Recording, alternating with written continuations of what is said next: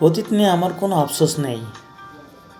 যা কিছু ঘটেছে সবই আল্লাহর ইচ্ছায় ঘটেছে, আর সেই অভিজ্ঞতাগুলোই আজ আমাকে শক্ত করেছে।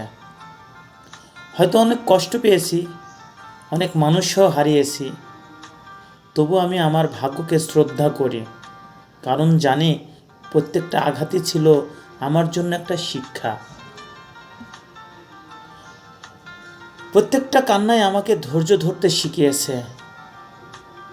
আমি বিশ্বাস করি আল্লাহ কখনো কাউকে ফেলে দেন না। যা চলে গেছে সেটা আমার জন্য ছিল না,